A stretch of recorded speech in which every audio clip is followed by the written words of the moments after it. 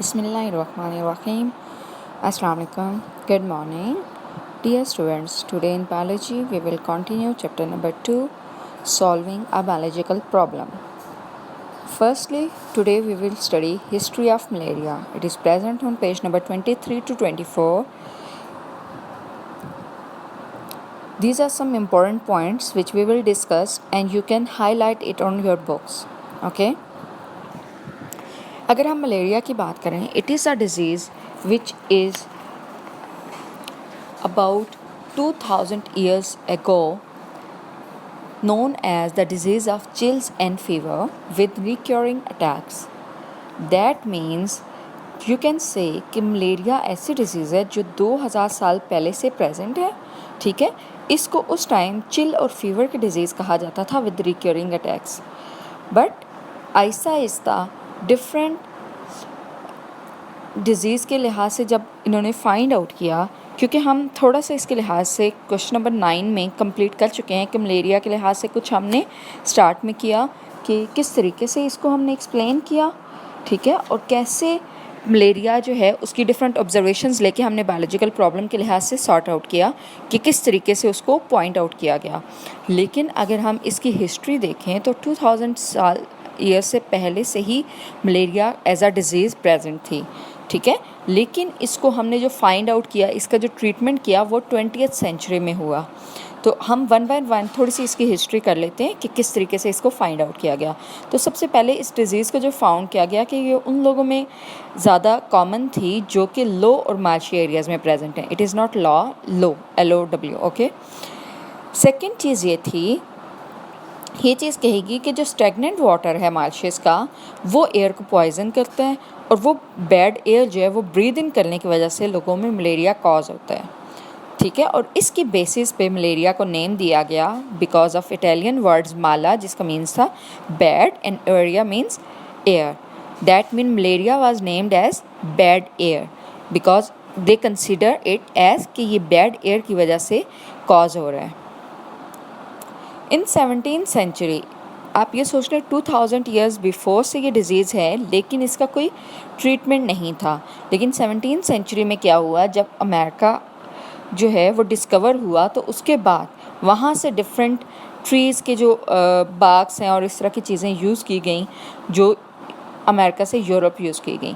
उनमें से एक ट्री ऐसा था जिसका नाम था क्विना. ठीक है, जो कि फीवर को क्योर करने के लिए सूटेबल कंसिडर हुआ. इसी तरीके से क्या हुआ कि वो वहाँ से कैरी करना मुश्किल था तो कुछ मर्चेंट्स ने क्या किया, उसकी जगह कुछ इसी के तरह का एक और जो प्लांट रिजेंबल करता था किनकोना के नाम से वो था, और वो जो है उन्होंने उसको सेल आउट करना शुरू कर दिया. लेकिन उसका क्या बेनिफिट हुआ, जो किनकोना था ये बार्क जो है उसका एक एक्सीलेंट ट्रीटमेंट इसने शो किया फॉर दी मलेरियल पेशेंट्स. और इसका रीज़न हमने बाद में ये फाइंड आउट हो गया कि क्योंकि जो किनकोना था इसमें क्विन प्रेजेंट थी जो कि एक इफ़ेक्टिव ट्रीटमेंट है इस डिज़ीज़ का. ठीक है, तो इसके बाद क्या हुआ, ये जो ट्री किनकोना था ये क्योंकि रिजेंबल कर रहा था क्विना का, और ये excellent it was found excellent to treat malaria. उसके बाद अब ये चीज़ तो हो गई कि एक तो इसका ये ट्रीटमेंट हो गया. देन 1878 में, उससे पहले तक क्या कर रहे थे फिजिशियन, जस्ट इस प्लांट का जो बार्क है उसको यूटिलाइज़ करके इस डिज़ीज़ को क्योर कर रहे थे. लेकिन वो क्योर तो कर रहे थे लेकिन उनको उस टाइम तक अभी तक ये नहीं पता था कि ये मलेरिया कॉज क्यों हो रहा है. ठीक है, उन्होंने जस्ट जो ऑलरेडी आपने एक डिफ़ाइन किया हुआ था कि बैड एयर की वजह से हो रहा है तो वो चीज़ की गई. लेकिन क्योंकि हमारे पास इससे पहले माइक्रोस्कोप नहीं थी, बट इन 1878 में एक फिजिशियन है लेवेरन, जिन्होंने क्या किया, जो मलेरिया का कॉज है उसको एग्जामिन किया ब्लड ऑफ पेशेंट में अंडर माइक्रोस्कोप, और उन्होंने फाइंड आउट किया कि ये लिविंग क्रिएचर्स है जो बहुत टाइनी है, जो कि हम नेकेड आई से नहीं देख सकते. इस तरह की कोई एक लिविंग क्रिएचर है कि जो कि ये डिज़ीज़ कॉज कर रही है. देन अगेन कुछ साइंटिस्ट ने उस पर बिलीव किया, कुछ ने नहीं किया. इसी तरह डिफरेंट फिजिशियंस ने इस चीज़ को फाइंड आउट किया कि ये वाकई एक लिविंग क्रिएचर है जो ब्लड ऑफ पेशेंट, जो मलेरियल पेशेंट है उनमें प्रेजेंट है, और देन उसको नेम दिया गया प्लाज्मोडियम. ठीक है, और सेकंड एक और पॉइंट जो हिस्ट्री के लिहाज से इंपॉर्टेंट है वो ये है कि क्विनिन जो है it is the only effective remedy for malaria from the 17 to 20th century. That mean कि ये 3 सेंचुरीज तक आपकी जो है वो आपकी क्विनिन ही सिर्फ यूटिलाइज की गई है फॉर मलेरियल क्यूरिंग। ओके, अब क्या है, कुछ हम शॉर्ट क्वेश्चन यहाँ पे कर रहे हैं, उसके लिहाज से आपने थोड़ा सा करना है। फर्स्ट अगर बात करें कि why female mosquito need the blood of mammals और बर्ड, क्या होता है कि अगर हम थोड़ा सा उस पर हिस्ट्री पे जाएं तो मलेरिया जो है वो आपको कॉज ही तब होता है जब क्या होता है एक मॉस्किटो आपको बाइट करता है, ठीक है, और उससे वो क्या करता है प्लाज्मोडियम आपके ब्लड में ट्रांसफ़र कर देता है। अब यहाँ पे बात हो रही है कि जो फीमेल मॉस्किटो होती है उसको ब्लड क्यों रिक्वायर्ड है, ठीक है, तो उसको रिक्वायर्ड होता है for the maturation of their eggs. जो फीमेल मॉस्किटो है उसने अपने एग को मेच्योर करने के लिए मैमल का ब्लड चाहिए होता है या बर्ड्स का ब्लड चाहिए होता है। और एक और चीज़ जो होती है, describe the function of saliva in female mosquito. Female mosquito जो है क्या करती है, जब बाइट करती है तो अपना स्लेविया आपकी बॉडी में इनरिच करती है। जब वो आपकी बॉडी में इंटर करती है तो उसका रीज़न क्या होता है, when a female mosquito pinches the skin with her mouth part she injects a small amount of saliva into the wound before drawing blood. क्या होता है कि आपकी बॉडी से ब्लड लेने से पहले वो अपना स्लेविया इंजेक्ट करती है, और उसका रीज़न क्या होता है, वो जो स्लेविया वो ऐड करती है वो प्रिवेंट करता है उसके ब्लड को क्लॉटिंग से उसकी फूड कैनाल में। क्या होता है मॉस्किटो के अंदर, क्योंकि हमारी तरफ डाइजेस्टिव सिस्टम तो नहीं है ना, तो उसकी जो वो फूड कैनाल है उसमें वो ब्लड, क्योंकि हमारी बॉडी से जैसे ही ब्लड निकलता है वो क्लॉट हो जाता है। तो जो स्लेविया है वो फीमेल मॉस्किटो इसलिए ऐड करती है ताकि वो जो ब्लड क्लॉटिंग है उसको स्टॉप कर सके, ठीक है। How belt appears after the mosquito leaves. Mosquito जब बाइट करते हैं तो उसके बाद हमें वेल्ट से फील होता है। तो the welts that appears after the mosquito leave is not a reaction to the wound but an allergic reaction to the saliva. क्या होता है, जो मॉस्किटो ने स्लेविया हमारी बॉडी में इंजेक्ट किया होता है ये उसका एलर्जिक रिएक्शन होता है, और जिसकी वजह से हमें इचिंग सेंसेशन होती है और स्वेलिंग होती है जो कि कुछ आवर्स में ख़त्म हो जाती है। तो बेसिकली ये रीज़न होता है कि मॉस्किटो की जो आपकी स्लेविया है उसकी वजह से आपको इचिंग सेंसेशन होगी। Okay, next one is in list observation of AFA King related to malaria. ये भी एक शॉर्ट क्वेश्चन है जिसमें आपके पास क्या है कि मलेरिया से रिलेटेड किंग ने कौन सी ऑब्जर्वेशंस दी थी। तो ये 3 ऑब्जर्वेशंस हैं। फर्स्ट ऑब्जर्वेशन वाज कि people who slept outdoor were more likely to get malaria than those who slept indoor. क्या था कि वो लोग जो कि बाहर सोते हैं उनको ज़्यादा चांसेस थे मलेरिया होने की एज़ कम्पेयर टू जो इनडोर सो रहे हैं।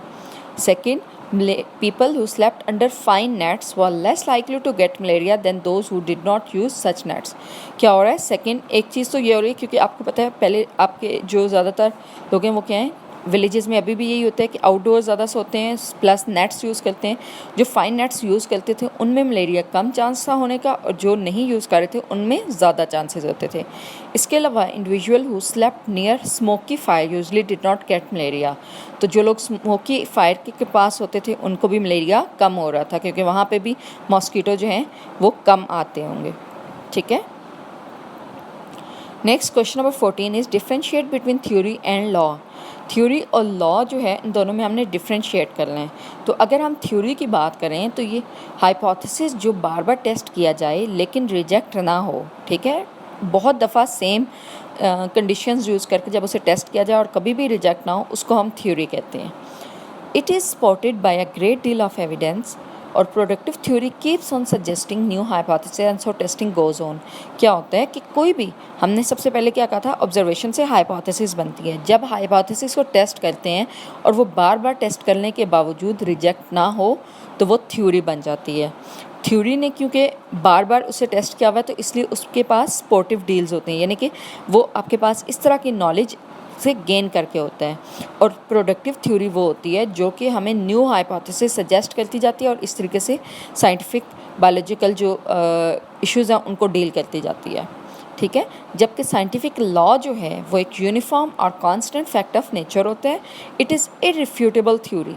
थ्योरी में फिर भी चांस होता है कि मज़ीद कुछ एडिशन हो सकती है, उसको मज़ीद आगे आप इंक्रीज़ कर सकते हैं, लेकिन जो थ्योरी सर्वाइव कर जाए हर डाउटफुल अप्रोच को और सपोर्ट करती जाए एक्सपेरिमेंटल एविडेंसेस को, तो वो लॉ या प्रिंसिपल बन जाता है, जो एक फैक्ट हो जाता है। ठीक है, साइंटिफिक फैक्ट उसको हम कहते हैं कि जो कम्प्लीटली मज़ीद उसको कुछ भी चेंज नहीं हो सकता। इसमें अगर हम एग्जांपल लें, जैसे कि मेंडल्स लॉ ऑफ इनहेरिटेंस हैं कि तमाम के तमाम जो जनरेशन्स हैं, पेरेंट्स से ऑफस्प्रिंग्स में एक प्रॉपर्टीज़ ट्रांसफ़र होती हैं, तो वो वैसे ही होती हैं। ठीक है, वो किसी भी एक्सपेरिमेंटल एविडेंसेस के ज़रिए कॉन्टीन्यूसली उन्होंने डाउटफुल जो अप्रोचेज़ हैं उनको सर्वाइव किया हुआ होता है, इसलिए उनको हम लॉ या प्रिंसिपल्स कहते हैं। I hope it is clear to you, students. Thank you for today's lecture. You have to learn and write down these 5 questions. Have a good day. Allah Hafiz.